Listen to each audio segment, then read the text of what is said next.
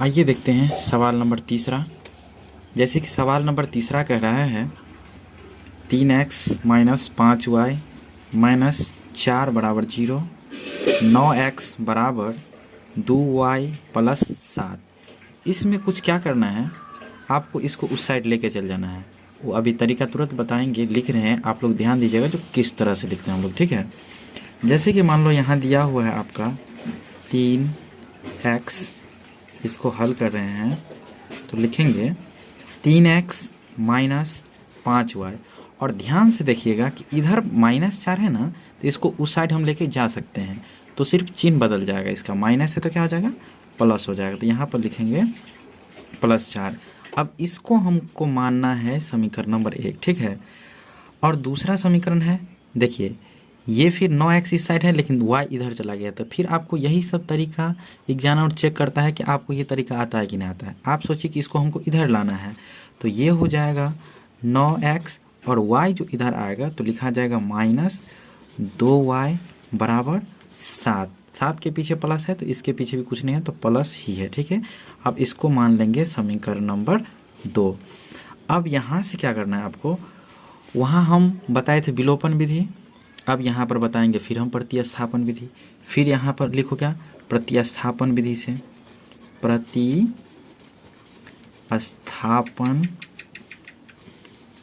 विधि से, प्रतिस्थापन विधि से, प्रतिस्थापन विधि से फिर क्या करना है, 1 से 3 तैयार करना है, फिर 3 का मान को 2 में रखना है। इतना तो उम्मीद करते हैं पिछले सवाल में आप सीख गए होंगे, ठीक है। अब यहाँ हम सवाल नंबर 1 से चलते हैं, ठीक है। सवाल नंबर 1 जैसे कि कह रहा है, यहाँ लिख देंगे समीकरण नंबर 1 से, समीकरण नंबर 1 से, ठीक है। समीकरण नंबर 1 से एक लिख लीजिए, 3x माइनस 5y बराबर 4 है। अब यहाँ हम लिख सकते हैं 3x बराबर 4 और इसको उधर ले जाएंगे तो +5 हो जाएगा क्योंकि चिन्ह बदलता है। फिर यहाँ से लिख सकते हैं x बराबर 4 + 5y बट्टे 3, ठीक है। इसको हमको मानना है समीकरण नंबर 3, ठीक है। अब यहाँ से 3 का मान क्या करेंगे, 2 में रख देंगे। बस आप देखते चलिए और देखने के बाद बना के ज़रूर देखिए अपने से, ठीक है। तब कन्फर्म जो है सो आपका सीख भी जाइएगा और बन जाएगा। 3 हुआ तो लिखेंगे यहाँ समीकरण 3 का मान 2 में रखने पर, 2 में रखने पर, 3 का मान 2 में रखने पर, तो अब यहाँ से चलिए 2 में रखेंगे। 2 वाला समीकरण आपको ऊपर दिख रहा है, 9x माइनस 2y बराबर 7 हो गया। अब ये है 9, बीच में कुछ नहीं तो गुना का चिन्ह दीजिए। अब यहाँ पर क्या करना है, आपको x का वैल्यू रख देना है। ये है ना x बराबर इतना, तो x की जगह पर इतना रख देंगे, यानी कि 4 + 5y बट्टे 3, ठीक है।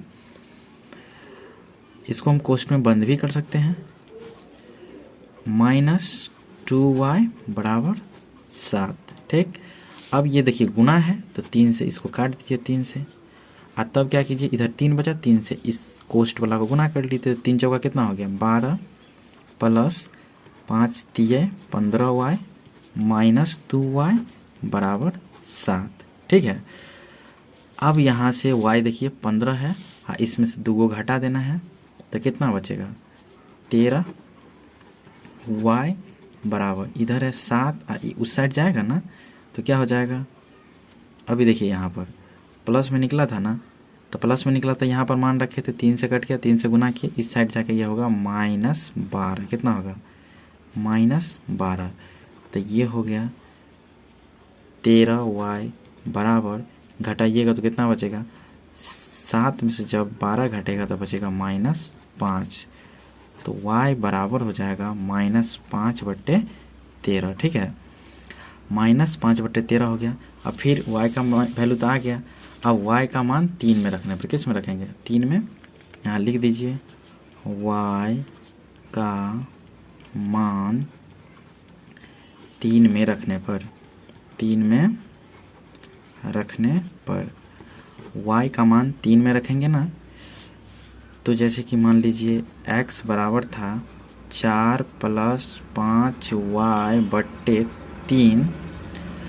अब जब मान रखिएगा तो यहाँ पर आप लिख सकते हैं 4 + 5 गुने -5/13। इसको आप कोष्ठ में भी चाहे तो रख सकते हैं, क्योंकि दो चिन्ह है एक साथ नहीं लिख सकते हैं। बट्टे हो गया 3। अब यहाँ से x बराबर हल कीजिए तो 4 हो गया। यहाँ देखिए गुना करेंगे तो प्लस माइनस क्या होगा, -5 × 5 = 25/13। इसके बट्टे में कुछ नहीं तो 1 है, और ये बट्टा अभी 3 पूरा रहेगा। यही सब ध्यान से काम करना है, ठीक है। अब यहाँ पर आपको ऊपर में दिख रहे हैं भिन्न घटा हुआ है, तब ये 3/1 समझेंगे तो ये 1 ऊपर जाएगा 3 नीचे आएगा, लघुत्तम हो जाएगा आपका इसका 13। फिर जब आप 13 चौका यहाँ लिखाया गया 52 - 25, ठीक है। और इसके बट्टा में रहने ही ये 3/1। 52 में से आप 25 घटाइए तो कितना बचेगा, 52 में से 25 घटाइएगा तो यहाँ पर तो हम लिख ही सकते हैं x बराबर कितना लिख सकते हैं, 52 में से 25 जाएगा तो 25 और 25 50 होता है 2, तो यहाँ पर 27 होगा। तो लिख सकते हैं 27/13 लिख सकते हैं, ठीक है। और गुना 1 चला जाएगा ऊपर और 3 आ जाएगा नीचे, फिर 3 से इसको क्या कीजिए, काटिए। तो कितना बार में, 9 बार में कट जाएगा, ठीक है। ये कटा हुआ नहीं दिखता होगा, अब दिखता होगा। मान लीजिए हम इसको घटा के 27 लिखे हैं बट्टे 13, और ये भाग समझेंगे इसको, तो इसके बदले गुना होगा, तो 1 ऊपर जाएगा 3 नीचे आएगा, 3 9 27, तो ये हो गया 9/13।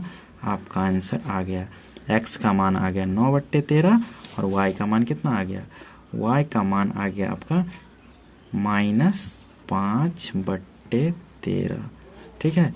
तो ये आपका हल हुआ। हम प्रतिस्थापन विधि से बनाए हैं, आप क्या कीजिएगा इसको, जैसे कि प्रतिस्थापन विधि से बनाए ना, तो आप इसको विलोपन विधि से बना के देखिएगा, तो दोनों विधि आपको क्लियर होता चला जाएगा, ठीक है।